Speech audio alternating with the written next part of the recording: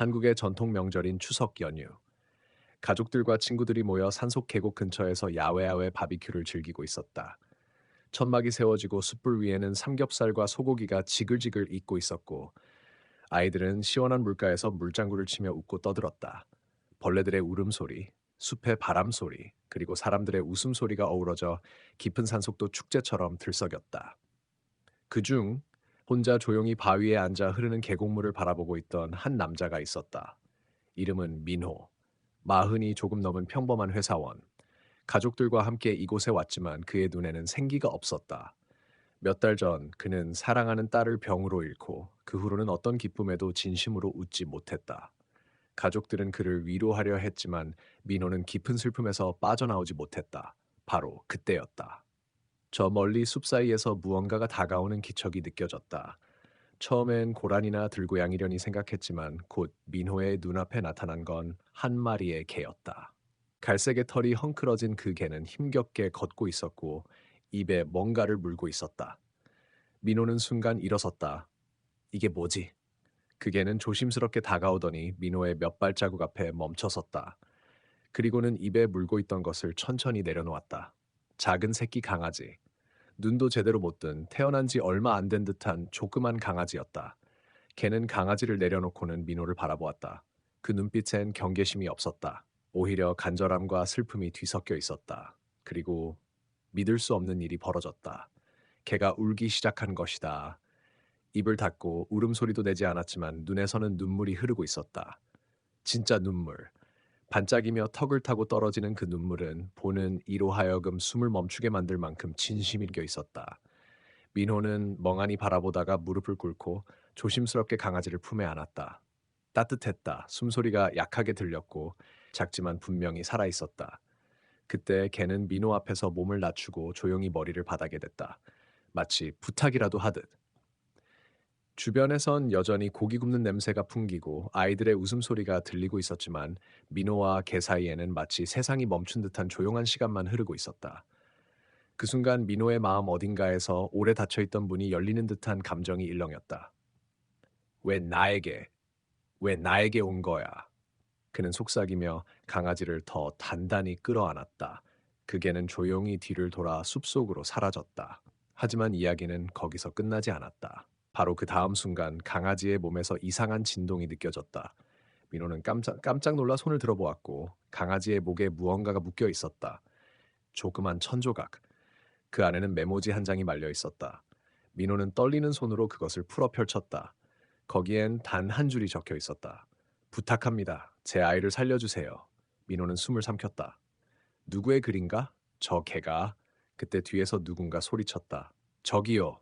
방금 숲에서 늑대 같은 개가 지나갔어요. 무서워서 도망쳤는데 혹시 못 보셨나요? 민호는 대답하지 못했다. 그의 눈은 메모를 응시한 채 얼어붙어 있었다. 그는 아직 알지 못했다. 지금 자신의 품에 안긴 이 작은 생명이 그의 삶을 완전히 바꾸게 될 것이란 사실을. 민호는 한참 동안 말없이 메모지를 들여다보았다. 손끝이 떨렸고 가슴 깊은 곳에서 무언가가 요동쳤다. 부탁합니다. 제 아이를 살려주세요. 이 짧은 문장은 단순한 글 이상이었다. 어떤 절박함, 간절함, 그리고 죽음을 앞둔 자의 마지막 소망이 그대로 전해져 왔다. 그는 다시 강아지를 바라보았다. 작고 여린 몸, 희미한 숨결, 말라붙은 털. 어쩌면 이 작은 생명은 그 개의 마지막 전부였는지도 모른다. 주변 사람들은 여전히 축제를 즐기고 있었지만 민호는 이 모든 소리에서 멀어져 있었다. 그는 자리에서 일어나 조심스럽게 강아지를 품에 안고 자신의 텐트로 들어갔다. 잠시 후 가족들이 텐트로 들어와 물었다. 민호야, 어디 갔다 왔어? 얼굴이 왜 그래? 그는 잠시 망설이다가 강아지를 보여주며 설명했다. 하지만 아무도 그 말을 믿으려 하지 않았다. 걔가 울었다고? 그리고 메모지를 줬다고? 혹시 너무 피곤해서 꿈꾼 거 아냐?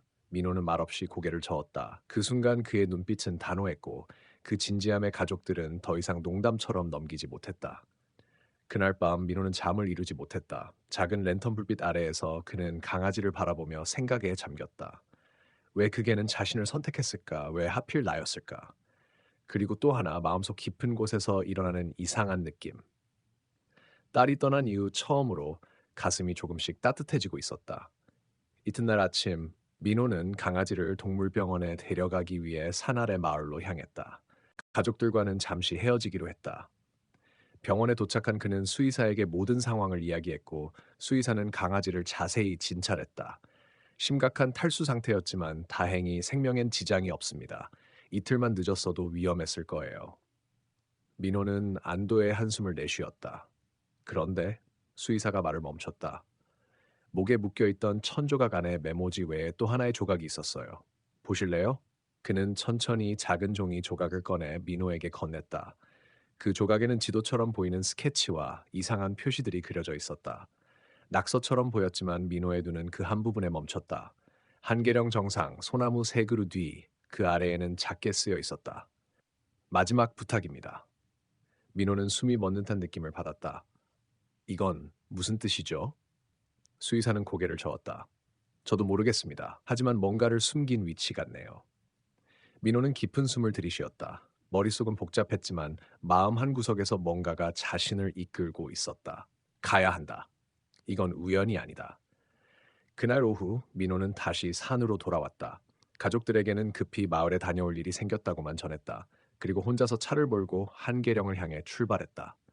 비가 내릴 듯한 흐린 하늘 아래 깊은 산길을 달리며 그는 계속 그 개를 떠올렸다. 그 절박한 눈빛, 강아지를 조심스레 내려놓던 그 순간, 그리고 그 말, 제 아이를 살려주세요. 마침내 해가 뉘엿뉘엿질 무렵 그는 한계령 정상에 도착했다. 고요한 산 속에는 사람 하나 없었고 벌레 소리만이 귓가를 맴돌았다. 그는 메모지에 있던 지시대로 주변을 살펴보았다. 세 그루의 소나무, 그 뒤편 낙엽을 헤치며 바위와 돌들을 옮기기 시작했다. 그리고 딱 하고 무언가 단단한 것이 손끝에 걸렸다. 낡고 습기에 젖은 작은 나무 상자. 민호는 조심스럽게 상자를 꺼내 뚜껑을 열었다. 그 안에는 오래된 사진 한 장과 함께 또 다른 메모지 한 장이 들어 있었다. 사진 속엔 젊은 여성과 그 개, 그리고 유일하게 흐릿하게 보이는 아기 강아지, 그리고 메모지에는 이렇게 적혀 있었다. 이 아이를 키워주신다면 당신의 상처도 치유될 겁니다. 민호는 사진을 조용히 바라보았다. 눈앞이 흐려졌고 입술이 떨렸다. 그는 알지 못했다. 이 작고 마른 강아지가 단순한 생명이 아니라 누군가의 전부였다는 것, 그리고 그 전부 지금 자신에게 무언의 손을 내밀고 있다는 것을. 민호는 한참 동안 그 사진을 바라보았다. 젊은 여성의 얼굴은 흐릿했지만 그 눈빛에는 따뜻함과 깊은 사랑이 담겨 있었다. 그녀가 안고 있는 강아지는 분명 어제 자신에게 다가온 그 개였다. 단지 훨씬 젊고 건강했을 때의 모습. 그 옆에는 작은 아기 강아지. 희미하게 보이지만 지금 병원에 맡겨진 바로 그 강아지였다. 민호는 사진을 조심히 품속에 넣고 나무 상자에 담긴 또 다른 메모지를 꺼내 펼쳤다.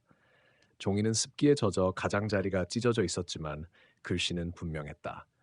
이 아이는 특별한 생명입니다. 내 모든 기억과 사랑이 담겨 있어요. 언젠가 진심을 가진 사람이 이 아이를 만나게 된다면 그 사람은 다시 사랑을 믿게 될 거예요. 문득 민호는 그 말이 자신에게 하는 것처럼 느껴졌다. 다시 사랑을 믿게 될 거라고 그는 자신을 되돌아보았다. 딸을 잃고 아내와의 관계도 소원해진 지 오래 삶의 의미는 퇴색해 있었고 그저 하루하루를 무덤덤하게 살아갈 뿐이었다. 하지만 지금 이 작은 강아지를 품에 안고 있는 자신은 예전과 다른 무언가를 느끼고 있었다. 그는 천천히 자리에 앉아 산바람을 맞으며 눈을 감았다. 한참을 그렇게 앉아있던 민호는 문득 사진 속 여인의 눈빛이 떠올랐다. 그 눈빛은 어디선가 본 적이 있었다. 설마. 그는 갑자기 가방을 뒤적여 자신이 전에 촬영했던 등산 사진들을 찾기 시작했다. 그중 한 장, 몇 년 전 같은 지역에서 찍은 단체 사진 속에 저 멀리 배경처럼 서 있는 한 여성의 모습이 눈에 들어왔다. 사진 속 그녀의 눈빛과 상자 속 사진 속 여인은 너무도 닮아 있었다. 민호는 가슴이 쿵 내려앉았다. 그녀는 여전히 이 근처에 있을지도 모른다. 혹시 개와 함께 이곳을 지키며 누군가를 기다려왔던 건 아닐까? 그 순간 산 아래서 들려오는 희미한 짖는 소리, 낯익은 개 짖는 소리였다. 그 짧고 떨리는 울음. 민호는 가방을 메고 다시 산길을 뛰어 내려가기 시작했다. 한 발, 또 한 발. 어둠이 내려앉고 있었지만 그의 눈은 어둠보다 더 확고했다. 계곡 근처 바위 사이에서 그는 낯익은 개를 발견했다. 그녀였다. 그 어미개. 자신에게 강아지를 안겨주고 사라졌던 그녀는 기운 없이 누워 있었고 숨은 거칠었지만 눈은 또렷했다. 민호가 다가가자 그녀는 약한 몸을 일으키려 애썼다. 괜찮아. 움직이지 마. 민호는 조심스럽게 무릎을 꿇고 그녀 옆에 앉았다. 그 개는 힘겹게 꼬리를 흔들며 민호의 손을 핥았다. 그리고 그녀의 눈에서 다시 한 방울의 눈물이 흘렀다. 그 눈물은 말이 없었지만 너무 많은 걸 전해주고 있었다. 민호는 핸드폰을 꺼내 수의사에게 연락했다. 구조 차량을 요청하고 개가 숨을 쉴 수 있도록 옷을 벗어 덮어주었다. 그 밤 그는 개의 곁을 떠나지 않았다. 그리고 그 새벽 어두운 숲속에서 개가 마지막 숨을 쉬며 조용히 머리를 민호의 무릎 위에 눕혔다. 민호는 눈을 감고 조용히 말했다. 걱정 마. 너의 아이는 내가 지킬게. 너의 마지막 소원 내가 반드시 이뤄줄게. 하늘 위로 새벽 별이 하나, 둘 떠올랐다. 민호는 그 자리에 앉아 산에서 내려가는 시간도 잊은 채 그 개의 마지막 체온이 사라지는 순간까지 함께 있었다. 개의 마지막 체온이 완전히 사라졌을 때 민호는 조용히 입술을 깨물었다. 마음속에 구멍이 뚫린 듯한 상실감. 그는 강아지를 꼭 안고 말없이 산길을 내려갔다. 그 새벽의 공기는 차가웠고 새들의 지저귀조차 조용했다. 그가 도착한 곳은 작은 동물병원. 밤새 연락을 받고 준비하고 있던 수의사는 민호를 보자마자 묵묵히 고개를 끄덕였다. 이 아이는 아직 희망이 있습니다. 하지만 며칠은 위독할 수 있어요. 민호는 강아지를 병원에 맡기고 나와 병원 근처 벤치에 앉았다. 손에는 여전히 그 낡은 사진과 메모지가 쥐어져 있었다. 그때였다. 병원 근처 작은 상점 앞에서 노파 한 명이 그를 바라보고 있었다. 하얗게 센 머리칼, 푸른색 한복, 그리고 무거운 시선. 혹시 민호가 다가서자 그녀는 먼저 말을 걸었다. 그게 너한테 왔구나. 아시나요? 이 개와 이 사진의 여인에 대해 노파는 조용히 고개를 끄덕였다. 그 여인은 내 딸이었다. 민호의 눈이 커졌다. 그녀는 몇 년 전 큰 사고로 세상을 떠났어. 그런데 죽기 전 자신의 반려견이 임신 중이라며 걱정했지. 혹시라도 내가 죽으면 아이를 지켜줄 사람을 이 개가 반드시 찾을 거예요라고 말하더구나. 그 말이 사실이었군요. 이 개는 사람을 기억해. 그리고 믿어. 네가 그 아이를 안아줬다는 건 그 아이가 널 선택한 거야. 민호는 무거운 침묵 속에 고개를 끄덕였다. 그 순간 병원에서 전화가 걸려왔다. 강아지가 눈을 떴습니다. 며칠 후 민호는 다시 산을 찾았다. 이번에는 홀로가 아니었다. 회복된 강아지 바람이를 품에 안은 채 그는 어미개가 눈을 감은 곳에 조그마한 비석을 세웠다. 그 위엔 이렇게 새겨져 있었다. 진심은 언젠가 닿는다. 그때 나무 사이로 희미한 소녀의 웃음소리가 들려왔다. 민호는 화들짝 돌아보았다. 숲 사이 분명 누군가가 그를 보고 있었다. 흰 원피스를 입은 소녀. 그런데 그녀는 사진 속 여인과 너무도 닮아 있었다. 누구세요? 하지만 대답은 없었다. 소녀는 살며시 웃고 숲속으로 사라졌다. 민호는 두 손으로 바람이를 안고 오래도록 그 자리에 서 있었다. 가슴속 어딘가에서 뭔가 따뜻한 것이 피어오르고 있었다. 그날 밤 그는 처음으로 기도했다. 그리고 오래간만에 꿈을 꿨다. 꿈속에서 어미개가 평온한 눈빛으로 바람이를 바라보고 있었다. 그 옆에는 사진 속 여인. 그녀는 미소 지으며 이렇게 말했다. 이제 괜찮아요. 며칠이 흘렀다. 민호는 강아지 바람이와 함께 집으로 돌아왔다. 아파트 3층 조용한 골목의 끝자락. 그곳에서 둘은 조용한 일상을 시작했지만 마음속에는 여전히 해결되지 않은 수수께끼가 남아 있었다. 그날 밤 민호는 다시 그 낡은 메모지를 펼쳐보았다. 그리고 문득 종이 끝자락에 작게 적힌 숫자들을 발견했다. N37, 5584, 2227, 0062 좌표였다. 민호는 휴대폰에 숫자를 입력했고 화면에는 낯선 장소가 떴다. 북한산 자락의 어느 작은 산장, 도심 속에서 잊힌 듯한 곳. 그는 다음 날 바람이를 품에 안고 그곳으로 향했다. 좁은 오솔길을 따라 한참을 걷자 녹슨 철문과 허물어진 돌담이 나타났다. 정말 여기에 뭔가 있는 걸까? 민호는 조심스럽게 문을 밀었다. 그 순간 삐걱 소리와 함께 문이 열리고 안쪽에서 강한 나무 향과 오래된 먼지 냄새가 밀려왔다. 낡은 가구들, 먼지 쌓인 책장, 그리고 벽난로 옆 작은 나무 상자. 그 상자엔 자물쇠가 채워져 있었다. 그러나 이상하게도 열쇠는 바로 옆 찻잔 밑에 놓여 있었다. 민호는 열쇠를 집어 조심스럽게 자물쇠를 풀었다. 딸까? 뚜껑을 여는 순간 그는 숨을 삼켰다. 상자 안에는 오래된 사진 한 장과 하얀 봉투 하나. 사진 속엔 젊은 남자와 여자, 그리고 한 마리의 강아지가 있었다. 남자는 다름 아닌 민호 자신이었다. 그러나 문제는 그 사진이 15년 전 날짜로 인화되어 있었다는 점이었다. 말이 안 돼. 민호는 손을 떨며 봉투를 열었다. 안에는 짧은 편지. 민호야, 우리가 다시 만날 수 있을지는 모르겠지만 이걸 보는 너라면 아마 기억하고 있을 거야. 우리는 이미 한 번 이 아이들을 함께 지킨 적 있잖아. 이번에도 너라면 믿을 수 있어. 민호는 눈을 질끈 감았다. 기억나지 않는다. 아무것도. 하지만 무언가 가슴 깊은 곳에서 찌르듯 아프게 느껴지고 있었다. 그때 바람이가 갑자기 창밖을 향해 짖기 시작했다. 털이 곤두서고 이빨을 드러내며 경계하는 모습. 민호는 창문으로 고개를 돌렸다. 숲 사이 누군가가 서 있었다. 흰 후드티, 얼굴이 반쯤 가려져 있었다. 그 사람은 민호를 똑바로 응시하더니 조용히 손을 들고 사라졌다. 민호는 심장이 터질 듯 두근거렸다. 나를 지켜보고 있었던 걸까?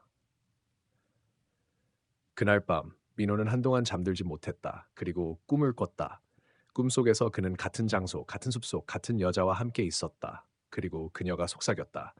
우리는 시간을 넘어 다시 만난 거야. 아침이 되자 민호는 결심했다. 그녀와 이 개들에 관한 진실을 반드시 찾아내겠다고. 하지만 그는 아직 몰랐다. 그 진실이 그의 삶 전체를 뒤흔들 거라는 걸. 민호는 아침이 밝자마자 다시 그 산장을 찾았다. 그는 어젯밤 본 인물에 대해 누군가 알고 있을 거라 믿었다. 바람이는 여전히 경계심을 늦추지 않고 주위를 살폈다. 산장 내부는 전날과 다름없었지만 뭔가 달라져 있었다. 사진이 없었다. 봉투도 편지도 상자 속은 텅 비어 있었다. 말도 안 돼. 민호는 상자를 두 손으로 꼭 쥐고 바닥에 주저앉았다. 그때 벽난로 쪽에서 작은 메모지 하나가 바람결에 날려 그의 앞에 떨어졌다. 글자는 단 세 글자. 기억해.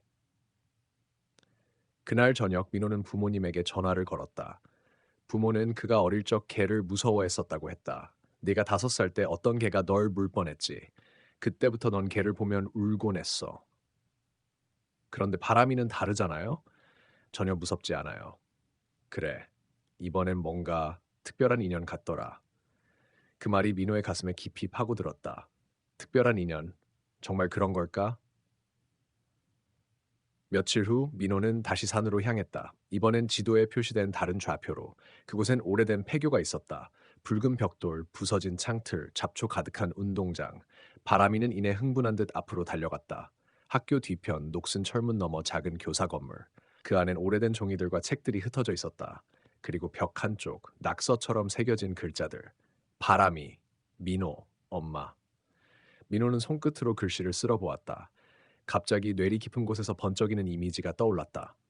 한 여자, 따뜻한 미소, 어린 자신을 안고 강아지 2마리를 소개하던 장면. 얘는 바람이, 널 지켜줄 아이야. 민호는 뒤로 비틀거리며 넘어졌다. 엄마? 그날 밤 민호는 오랜만에 일기를 펼쳤다. 어릴 적 쓰던 일기장, 이사하며 버렸다고 생각했던 그것. 그러나 책장 깊은 곳에서 우연히 발견된 낡은 공책엔 익숙한 필체가 남아 있었다. 2006년 5월 17일 오늘은 바람이랑 처음 산책 나갔다. 엄마가 말하길 이 아이는 내가 태어나던 날부터 날 지켜왔대. 내가 기억은 못하지만 그때 엄마는 뭔가 약속을 했다고 했다. 나중에 내가 알아야 할 약속이래. 민호는 손으로 입을 가렸다. 그의 어릴 적 기억은 단순히 지워진 것이 아니었다. 누군가 어떤 이유로 그것을 봉인한 것이다. 열쇠는. 다음 날 민호는 바람이와 함께 산장으로 돌아갔다. 그는 벽난로 안쪽을 두드려 보다가 벽 속에 숨겨진 작은 철제문을 발견했다. 열쇠는 바람이 목걸이 안에 있었다. 어느 순간부터 개목걸이 안쪽에 작은 홈이 있다는 것을 그는 눈치채지 못하고 있었다. 그는 열쇠를 돌려 문을 열었다. 안쪽엔 작은 금고가 있었다. 그리고 그 안에는 오래된 녹음기 한 대. 플레이 버튼을 누르자 익숙하면서도 목소리가 흘러나왔다. 민호야, 이걸 듣고 있다면 넌 약속을 기억하려는 거겠지. 난 내 엄마야. 네가 어릴 때 우리 가족은 선택을 해야 했단다. 바람이는 그때부터 내 수호자였어. 이 아이는 단순한 개가 아니야. 그리고 언젠가 네가 진실을 마주할 준비가 되면 바람이는 너를 그곳으로 인도할 거야. 녹음은 끝났다. 그리고 민호는 바람이를 바라봤다. 그곳이 어디야? 그 순간 바람이가 갑자기 짖으며 문 밖으로 달렸다. 민호는 본능적으로 뒤따라갔다. 밖에는 안개가 자욱했고 산장 주변은 이전과는 완전히 달라진 풍경처럼 보였다. 그리고 바람이는 곧바로 숲속 깊은 곳, 전혀 다른 방향으로 달려가고 있었다. 그가 향하는 곳은 과연 어디일까? 안개는 점점 짙어졌다. 숲속은 마치 다른 세계로 통하는 문처럼 보였다. 바람이는 한치의 망설임도 없이 나아갔고 민호는 그를 따라 달렸다. 바람아 잠깐만 거기 어디야? 하지만 바람이는 뒤돌아보지 않았다. 마치 누군가에게 이끌리듯 사명감을 가진 듯한 눈빛이었다. 그들이 도착한 곳은 오래된 나무 다리였다. 다리는 반쯤 무너져 있었고 밑엔 깊은 계곡이 흐르고 있었다. 여길 건너가자고? 바람이는 다리를 조심히 건넜다. 민호는 심호흡을 하며 따라 나섰다. 한 걸음 또 한 걸음. 삐걱거리는 소리와 함께 공포가 밀려왔다. 그러나 반대편에 도달했을 때 그는 알 수 없는 해방감을 느꼈다. 그들이 도착한 곳은 오래된 폐사찰이었다. 붉은 단청이 벗겨진 채 지붕은 거의 무너져 있었다. 그럼에도 사찰 안은 이상하게 깨끗했다. 사찰 안쪽 벽에 걸린 작은 족자가 눈에 띄었다. 거기엔 글자가 아닌 그림이 그려져 있었다. 한 소녀와 개, 그리고 남자아이. 소녀의 얼굴은 낯설지 않았다. 민호는 숨을 멈췄다. 엄마, 그림 아래 작은 글씨. 바람이의 주인, 유나. 그 순간 과거의 기억이 번개처럼 스쳐갔다. 비 오는 날 어린 민호가 넘어졌을 때 검은 개 한 마리가 몸으로 그를 덮으며 소녀가 외쳤던 말. 바람아, 민호를 지켜. 기억이 터져 나왔다. 사찰 뒤편 작은 동굴. 그 앞에서 바람이가 멈췄다. 짖지 않았다. 대신 민호를 올려다보며 조용히 앉았다. 민호는 묵직한 긴장감을 느끼며 동굴 안으로 들어갔다. 안은 좁았고 이끼와 습기로 가득했다. 그러나 가장 깊은 곳, 작은 촛불 하나가 흔들리고 있었다. 그 옆엔 나무 상자가 놓여 있었다. 상자 안엔 오래된 책과 함께 진주 목걸이 하나, 그리고 편지가 있었다. 이 편지를 읽는 너는 아마 모든 걸 궁금해하겠지. 바람이는 단순한 개가 아니야. 그는 우리 집안이 대대로 지켜온 수호자였고, 너의 아버지가 마지막으로 맡긴 존재야. 그리고 넌 나의 아들이기도 하지만 바람이의 주인으로 선택된 사람이야. 민호는 손이 떨렸다. 나는 너를 지키기 위해 기억을 지웠어. 너는 어릴 적 특별한 능력을 가졌었고, 많은 이들이 그걸 원했지. 바람이는 널 숨기기 위해 자신을 잃고 짐승처럼 살아야 했어. 이제 시간이 됐어. 진실을 마주하고 네가 어떤 사람인지 선택해. 민호는 편지를 덮고 바람이를 바라보았다. 그 눈동자 속엔 깊은 슬픔과 끝없는 충성심이 담겨 있었다. 그래서 날 지키기 위해 지금까지 그는 조용히 바람이를 껴안았다. 걔는 낮게 울음을 흘리며 민호의 어깨에 머리를 기댔다. 그 순간 동굴 안쪽 벽면이 살짝 흔들렸다. 바람이는 갑자기 몸을 세우고 으르렁거렸다. 누구야? 누군가 그들을 따라온 것이다. 밖으로 나왔을 땐 이미 어둠이 깔려 있었다. 그러나 계곡 쪽에서 불빛이 깜빡였다. 사람이 있었다. 남자는 검은 모자와 외투를 입고 있었다. 그의 얼굴은 어두워서 보이지 않았다. 그는 천천히 걸어오며 입을 열다. 오랜만이군, 민호. 누구세요? 난 내 아버지의 친구였지. 그리고 지금은 너를 데리러 왔다. 왜요? 진실을 알았으니 이제 돌아와야지. 우린 널 오래 기다렸거든. 바람이가 앞을 가로막고 낮게 짖었다. 남자는 웃음을 지으며 말했다. 그래, 바람이. 여전히 충실하군. 하지만 이제 넌 필요 없어. 그가 주머니에서 뭔가를 꺼내는 순간 바람이는 으르렁거리며 앞으로 달려들었다. 민호는 소리쳤다. 안 돼. 바람아. 총소리는 계곡에 울려 퍼졌다. 짧은 순간이었지만 민호의 심장은 멈춰버린 듯했다. 바람아! 바람이의 몸이 공중에서 멈췄다가 땅에 떨어지며 둔탁한 소리를 냈다. 민호는 뛰어가 무너진 그의 몸을 안았다. 붉은 피가 흘렀고 따뜻한 숨결이 점점 약해졌다. 안 돼, 안 돼, 제발. 바람이는 힘겹게 눈을 떴다. 그 눈 속엔 고통보다 안도감이 먼저 담겨 있었다. 그는 마지막 힘을 내어 민호의 손을 핥았고 조용히 눈을 감았다. 민호는 오열했다. 주변은 적막했고 계곡의 물소리만이 울렸다. 그를 쏜 남자는 조용히 총을 내렸다. 그의 눈빛엔 흔들림이 없었다. 이건 네가 알아야 할 첫 번째 진실이었다. 민호는 분노에 떨며 말했다. 왜 바람이를 죽였어요? 그는 널 지키기 위해 만들어진 존재였어. 하지만 지금부터 넌 스스로 지켜야 해. 그런 말로 납득될 것 같아. 민호야, 넌 아직 아무것도 모른다. 너에겐 특별한 능력이 있어. 네가 기억하지 못하도록 모든 걸 지운 건 너의 어머니였고 바람이도 그 일부였다. 넌 아직 아무것도 모른다. 그 순간 멀리서 또 다른 발소리가 들렸다. 사람들이 다가오고 있었다. 캠핑장에서 실종됐던 민호를 찾기 위해 경찰과 마을 사람들이 움직이고 있었던 것이다. 남자는 민호를 향해 다가와 마지막으로 말했다. 곧 다시 만나게 될 거다. 그때는 선택해라. 넌 진실을 따를 건지 평범함을 택할 건지. 그리고 그는 어둠 속으로 사라졌다. 엄마였다. 민호는 바람이의 몸을 품에 안은 채 그대로 주저앉았다. 이빨을 꽉 물고 울음을 참으려 했지만 눈물은 멈추지 않았다. 그때 누군가 조심스럽게 다가왔다. 익숙한 목소리. 엄마였다. 그녀는 달려와 민호를 끌어안고 바람이를 바라보며 입을 막았다. 이럴 수가. 바람이. 그녀는 오래도록 눈물을 흘렸고 민호는 그녀의 팔에 기대어 말했다. 엄마, 난 왜 몰랐어? 왜 다 숨겼어? 널 지키고 싶었어. 너는 어릴 적부터 특별했어. 너무 많은 사람들이 널 노렸고 그래서 모든 기억을 지웠어. 바람이는 나를 위해 죽었어. 그녀는 고개를 끄덕였다. 그 아이는 마지막까지 널 지킨 거야. 그게 그의 소명이고 사랑이었어. 며칠 후 민호는 산 아래에 작은 묘를 만들었다. 바람이를 위해. 묘비엔 단 하나의 문장이 적혀 있었다. 그 누구보다 나를 사랑한 존재. 그는 매일 그 자리를 찾아와 조용히 앉아 있었다. 그러던 어느 날 누군가가 작은 상자를 남겨두고 갔다. 그 안엔 낯선 USB가 있었다. 민호는 집으로 돌아가 컴퓨터에 꽂았다. 그 안엔 영상 하나. 검은 화면이 깜빡이고 곧 익숙한 얼굴이 나타났다. 아버지. 그는 조용히 말을 이었다. 민호야, 이걸 보고 있다면 네가 바람이를 잃은 거겠지. 미안하다. 하지만 이제 시작이다. 내 애 안엔 우리가 지켜온 비밀이 있어. 그리고 그걸 깨우는 순간 세상은 너를 주목하게 될 거야. 두려워하지 마라. 바람이는 널 지켰고 이제 넌 세상을 지킬 차례다. 영상이 끝나고 민호는 천천히 눈을 감았다. 그의 손엔 바람이의 목걸이가 쥐어져 있었다. 그리고 그 순간 목걸이 중앙의 작은 수정이 은은하게 빛나기 시작했다. 민호는 방 안에 앉아 목걸이에서 나오는 은은한 빛을 바라보고 있었다.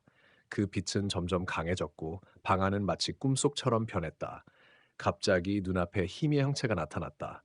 그건 바람이의 모습이었다. 하지만 평소의 바람이가 아니었다. 그는 빛으로 이루어진 신비로운 존재가 되어 민호를 바라보며 미소 지었다. 민호야, 이제 준비가 됐구나. 그의 목소리는 바람처럼 부드럽고 따뜻했다. 준비라니 무슨 뜻이야? 바람이는 고개를 끄덕이며 말했다. 너는 단순한 소년이 아니야. 네 안에는 우리 조상 대대로 내려온 힘이 잠들어 있어. 그 힘을 깨우고 세상의 어둠과 맞서야 해. 민호는 놀라움과 두려움이 뒤섞여 떨었다. 왜 나야? 난 그냥 평범한 아이였는데. 평범한 아이라면 이런 일이 일어나지도 않았겠지. 내 안에 숨겨진 빛은 세상을 바꿀 수 있어. 하지만 그 빛을 깨우기 위해선 시련이 필요해. 그때 방 안의 빛이 갑자기 폭발하듯 퍼져나가면서 민호는 깊은 어둠 속으로 빨려 들어갔다. 눈을 떴을 때 그는 깊은 숲 한가운데에 있었다. 숲은 고요했고 나무 사이로 희미한 달빛이 흘렀다. 여긴 어디지? 그때 숲속에서 낮고 무거운 숨소리가 들렸다. 조심해라. 이곳은 선택받은 자만이 지나갈 수 있는 곳이다. 한 남자가 어둠 속에서 나타났다. 그는 검은 옷을 입고 있었고 눈빛은 차가웠다. 나는 내 앞길을 지키는 자, 이름은 태연이다. 민호는 몸을 굳히며 말했다. 나는 민호입니다. 바람이를 잃었어요. 그리고 지금 무슨 일이 벌어지는지 모르겠어요. 태연은 조용히 고개를 끄덕였다. 너에게 닥칠 시련은 네가 생각하는 것 이상이다. 하지만 넌 혼자가 아니다. 내가 네 곁에 있을 것이다. 민호는 태연의 말에 조금씩 마음을 열었다. 시련이라. 그게 뭔가요? 곧 알게 될 거다. 네가 가지고 있는 빛이 진짜로 깨어날 때까지 너는 준비해야만 해. 그들은 숲속으로 깊숙이 걸어갔다. 점점 달빛이 강해지면서 숲속은 신비한 빛으로 가득 찼다. 민호는 다시 한번 목걸이를 만졌다. 그 속의 수정은 여전히 빛나고 있었다. 그 순간 숲 너머에서 알 수 없는 소리가 들렸다. 우리는 그를 기다려왔다. 어둠 속에서 수많은 그림자가 다가오기 시작했다. 민호는 숨을 크게 들이켰다. 이게 시작인가? 숲속 어둠이 점점 짙어지고 수많은 그림자들이 민호를 둘러쌌다. 그는 심장이 터질 듯 뛰었지만 목걸이에서 나오는 빛을 꽉 쥐고 있었다. 나는 두렵지 않아, 민호가 외쳤다. 바람이의 사랑과 조상들의 힘이 나와 함께한다. 빛은 더욱 강해졌고 그림자들은 하나둘씩 빛에 다 사라졌다. 그 순간 태연이 옆에서 외쳤다. 민호야, 힘을 믿어. 내가 이겨야만 해. 민호는 깊은 숨을 들이쉬고 마음속 깊은 곳에서 솟아오르는 힘을 느꼈다. 이제 시작이다. 그는 손을 뻗어 목걸이를 하늘로 높이 들었다. 순간 빛이 폭발하며 어둠을 가르기 시작했다. 그림자들은 필사적으로 저항했지만 민호의 빛은 그들을 밀어내고 마침내 숲 전체가 빛으로 물들었다. 눈부신 빛이 사라지자 민호는 바람이가 웃으며 자신을 바라보는 모습을 보았다. 민호야, 잘했어. 네가 선택받은 잘한다. 민호는 눈물을 흘리며 말했다. 바람이 고마워. 네 덕분에 난 강해졌어. 그때 숲속에서 새로운 생명이 태어나는 듯한 기운이 느껴졌다. 작은 새끼 강아지가 민호 앞에 나타났다. 이제 너와 함께 새로운 시작을 하자. 민호는 조심스럽게 강아지를 안았다. 우리 함께라면 무엇이든 할 수 있어. 그날 밤 별들이 쏟아지는 하늘 아래 민호는 진정한 용기가 무엇인지 배웠다. 어둠 속에서도 빛을 잃지 않는 마음, 그것이 바로 사랑과 희망의 힘이었다.